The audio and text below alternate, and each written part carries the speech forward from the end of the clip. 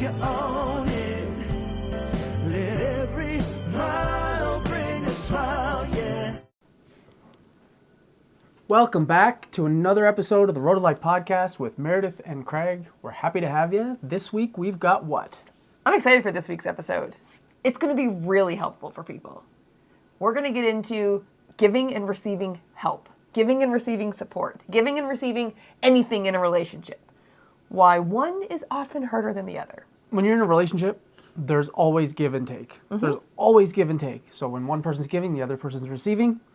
But it's so much harder to receive. I know, right? Giving, so much easier. Yeah. I would 100% rather give pretty much anything any day than Have to ask for help. have to ask for it. Yeah, and I think that's normal for a lot of people. I think a lot of people struggle with raising their hand and asking for help.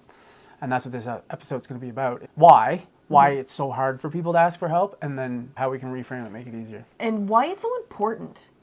Right off the hop, let's just go there first. If one person in a relationship was always the one giving and one person was always the one receiving, you're going to have a super imbalanced relationship. So right off the bat, we need to get good at both. Yeah. Otherwise, there's going to be resentment. We're going to delve into a whole bunch of other issues on, I'm always the one giving you help, you're never the one giving me help. Then that's when the resentment comes in, whether it's in your marriage. Which leads to scorekeeping. Yeah, in any relationship, business partners, parents, literally any relationship. Yeah.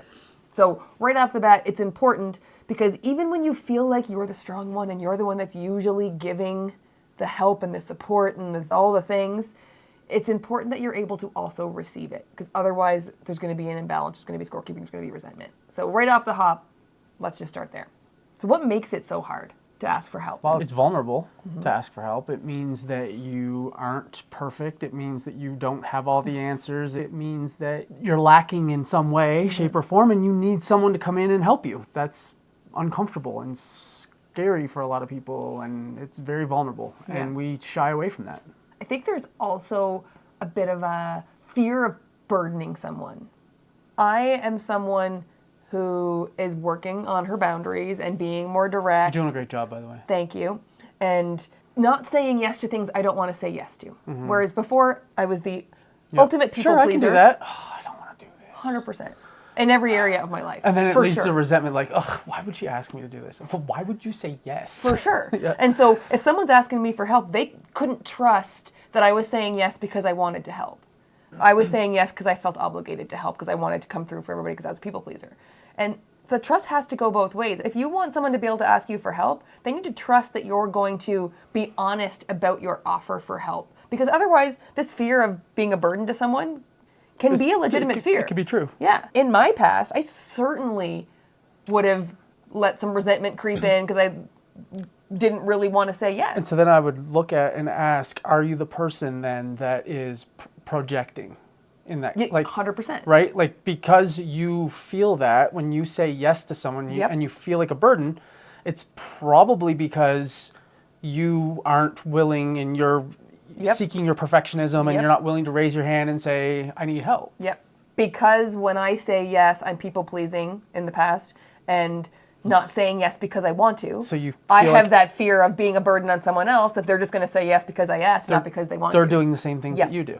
Couldn't agree more. That's probably a big one. So if you got that fear of burdening someone, maybe have a quick look inside and see if when you do offer to help someone, are you doing it because you want to, or because you're a people-pleasing perfectionist who needs everyone's approval? Yeah. When asking for help, like society, like for me growing up, it was like, never let them see you sweat, never show weakness. And so for me, it was, you always had to have the stoic front and never be able to show that. Weakness. Asking for help is the opposite of that, really. Like, it's, even though it's not a weakness, it's a strength, and we're going to talk about that. But it can be perceived as a weakness. And so I think that is a big reason why many people shy away from.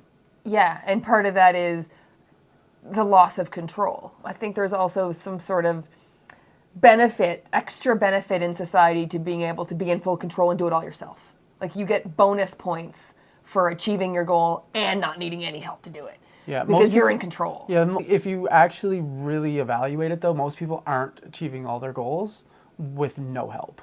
Nobody is. Zero. Nobody becomes successful without help along the way. Right. And so relinquishing a bit of control and asking for help is the only way to get there, especially in a relationship. Yeah.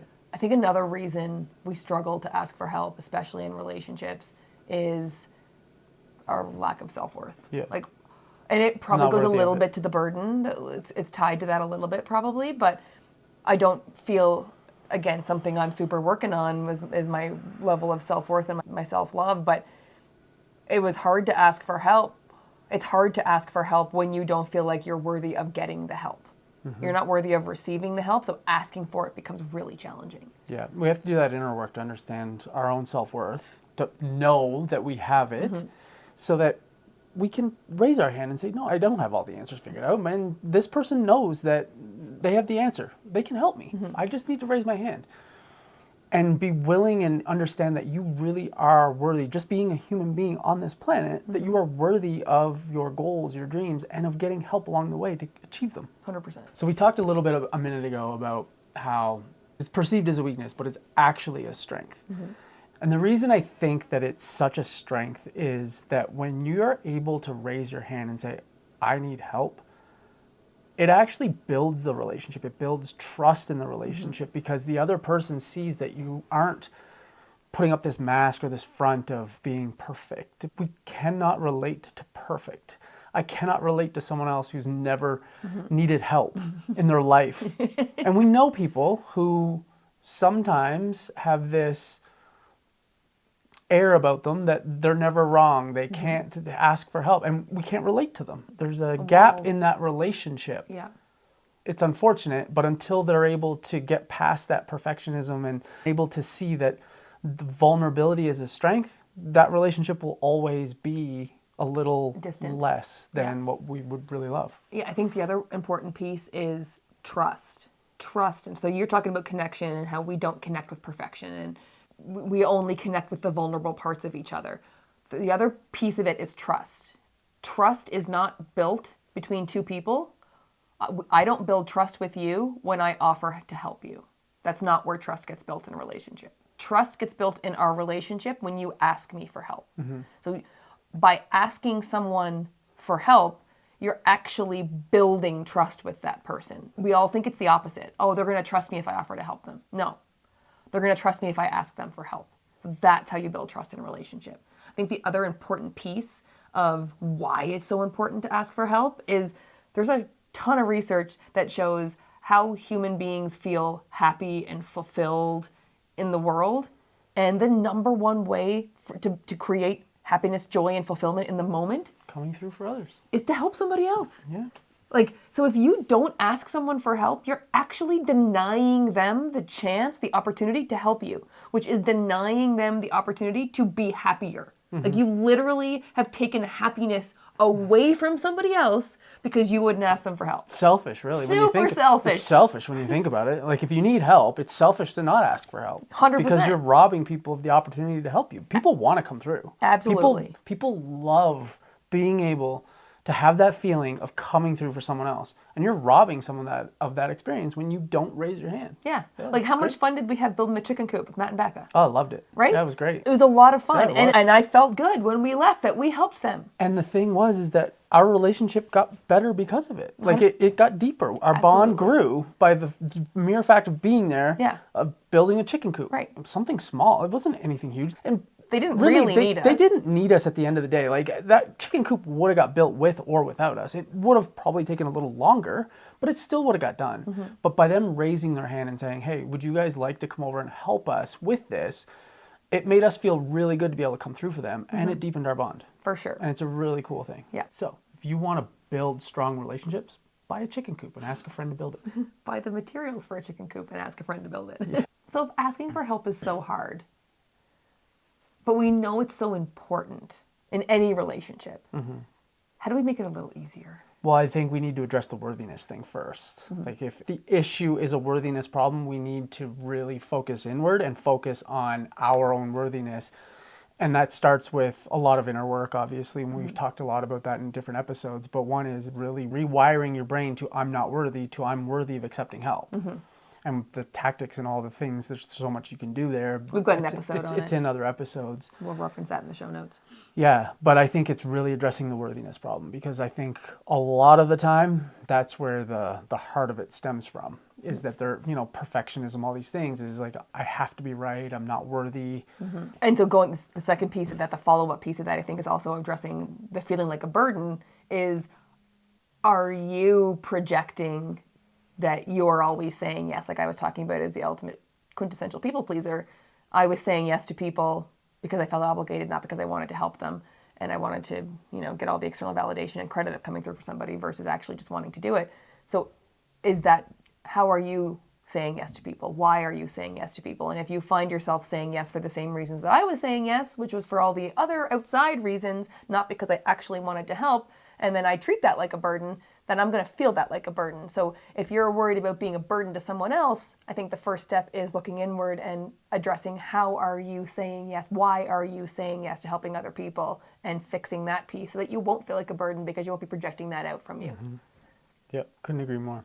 And another one is, we really need to get clear why we're asking for help. What is it that we actually need? I think too often we're struggling with something, we don't actually know what we need, and so we don't want to raise our hand because I don't know what the full ask is. I don't actually know what I'm struggling. I know that, I can feel that, but I don't know what I'm asking for. Yeah, I don't know what's going to help. But I think it's okay to, one, just say that you're struggling and you're not really sure, and just be open and honest about that. And maybe the help is just helping you get to a place where you understand where you understand what your needs are. Yeah. That's one thing. And then the other is, if you're not quite sure what it is you need, maybe do a little bit of reflection on, well, this is what I'm struggling with.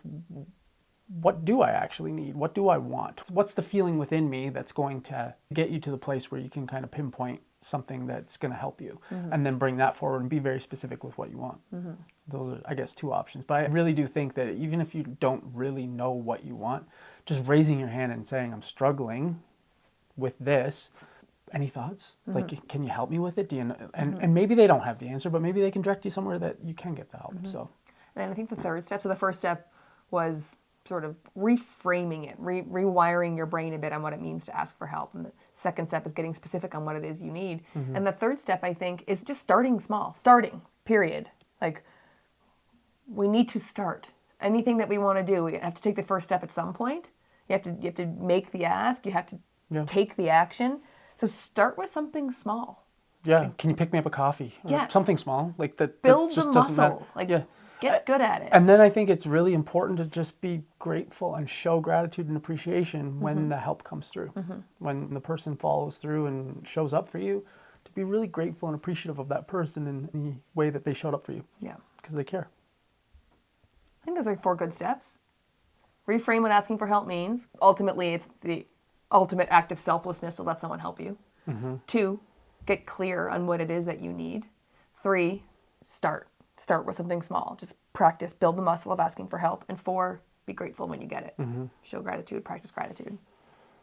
And when you do all that, we kind of alluded to the benefits, but it really does, like us with Matt and Becca, deepen your bond, deepen your connection, better your relationship. It advances your relationship. It improves it. Like, it literally changed our relationship, being able to spend the day with them. Just the act of not only coming through for someone, but in the process of doing the thing, we got to connect. We got to learn more about each other. We got to talk. We got to learn more about their kids and interact with them, and we're closer with them now. We even got a hug from 2 of them when we left. That was a big step. The third one's still hanging in there, and tough as nails. She's tough. And she's like, nah, we're good. Maybe a fist bump, but that's it. That's it. Yeah. You got some work to do with me. But the other 2, the whole family, we got to connect and bond with them on a level that we would not have been able to otherwise. So it really deepens your connection. It deepens your connection. It builds trust. It improves communication because you're getting clear and being able to articulate what exactly it is that you want and need. So that also builds more trust. So the connection, the trust, and the communication get built even stronger. The more you ask for help, the more worthy you're going to feel of getting help.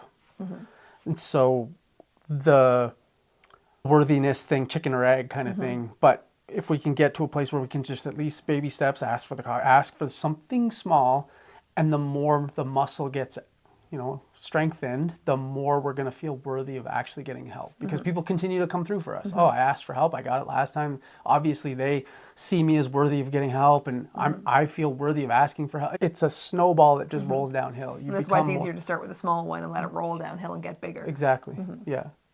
And then eventually, maybe some point, you can ask someone to help you move. That's the ultimate. That's the Mount Everest of... That is the Mount Everest of asking for help. That's the Mount Everest of requests, is asking someone to help you move. If you're over 35, you really want to reconsider that ask, I think. Well, yeah, maybe. Just tread lightly on the moving thing. People are opposed to the moving thing, but you are still worthy of asking, but people may hold a boundary on that one. So if they say, hell no, don't take it as an affront on you as being a worthy human being. Nobody is going to get that help, so don't stress about it. Once you're over 35, I leave moving to the pros. Yeah. I did a lot of moving in my 20s. Yeah. Moving is for the pros these days. Yeah, 100%. So it's important overall in your relationship to have balance. Any relationship. You've got to give and you've got to receive. You've got to give help, you've got to ask for help, you've got to give apologies, you've got to ask for apologies, forgiveness, all the things. Yeah, it's like a baseball game. Game doesn't work if there's only a pitcher. Right. Got to have a catcher. Anyway, there you go. Share this episode with someone that you know who would get some value from asking for help, from getting better at asking for help. Couldn't have said better myself. Okay? You nailed it. See you next week. Before we wrap up, we just want to remind you about something really special we've created, the Infinite Relationship Mastermind. It's like a VIP backstage pass for anyone looking to level up any and all of the relationships in their life. And we're not just talking about the relationship with your spouse, though it does include that one. We're also talking about the relationships with yourself, your friends, your business partners, your family, all the important people in your life. This mastermind is for anyone ready to take all of their relationships to a whole new level. Whether you're thriving and you want to thrive even more, or you're feeling a little stuck and need some extra love and support. We host exclusive live courses. We create a safe, no judgment space where members can just open up and honestly just have a ton of fun connecting with other amazing people who are building stronger relationships. And to be honest, the transformations we've seen are incredible, and it's exactly why we do what we do. It fills our heart like nothing else. Now, we are super protective of this community because it is all about trust, love, and support. So it's not for everybody. But if this does sound like it might tickle your fancy, then check out the link in the show notes and reach out to us if you have any questions. We'd love to chat and see if it's a fit for you. And as always, thank you so much for being a part of our journey on the road of life. And remember, you've got this, and we're here to help you every step of the way. So we'll see you next week. Bye for now. Road of life, yes, you are.